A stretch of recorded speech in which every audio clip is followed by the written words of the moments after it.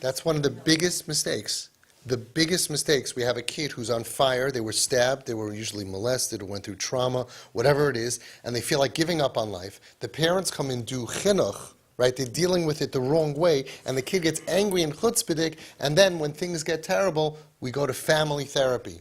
Family therapy, okay, speak nicely, what's your complaint? Like a court, right? Okay, what's your thing? And we're going to make it together. No, parents grow up. You're the parents. She told us that too. She told it to you, she was right. Grow up. You have to be the ones to heal your kid. You don't need an apology for your kid. Treat them the right way with the right diagnosis and understanding that you had it wrong all along. They never were bad. They were never schlecht. They were just broken. Tinik shenishbar.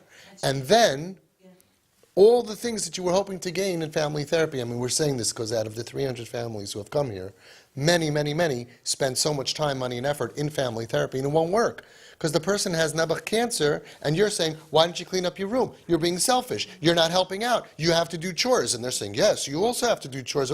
Well, the whole thing is a mistake, because they couldn't share their pain with you. But if you would have that trust that a child of yours is good, and if they can't, that means that they really can't, then none of this would happen.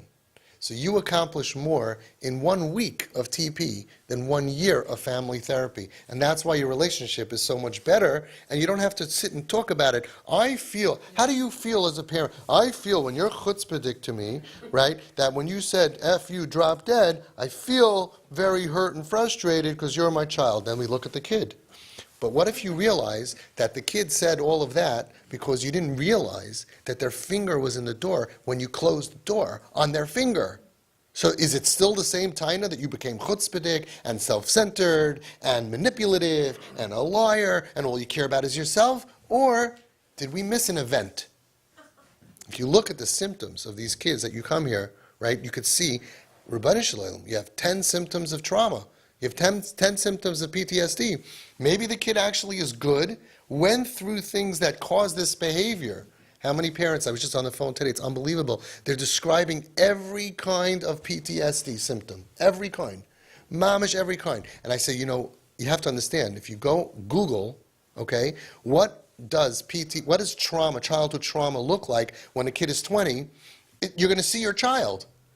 No, but maybe it's not true. Maybe it's just manipulative. Maybe it's just, it's so foolish. Look at all of the symptoms and realize that we missed the boat. Maybe years ago you couldn't know and you couldn't tell, but by now we realize it. So the family therapy for our kids who are in pain, who are sweet, you can't get better than them. Everything that they're doing wrong is because they're in pain. So what are you going to family therapy for? You take it into your own arms. You do TP for a week, for a month, mamash a small amount of time, and all of a sudden you see, you got the sweetest kid. They're just in pain, and trauma messes. When you have chayla nefesh, it messes with you. You can't function. You can't, as much as you want to help, and you want to be good, you can't. Give the kid a break.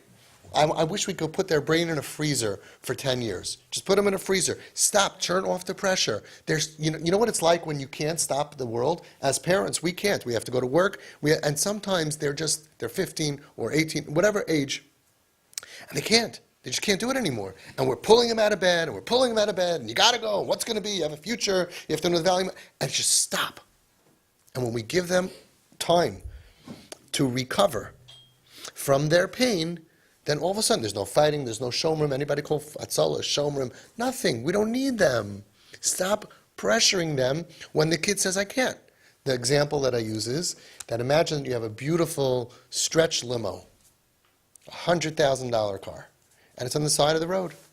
You look at it, you can't figure out what's wrong. So you get a couple of guys and you start pushing it. If it was a flat tire you can't push. You're not going to heal it by pushing. A flat tire is a $100 problem. You have to pump it up, it'll go. But if you push it, now you broke the rim. How much is a broken rim?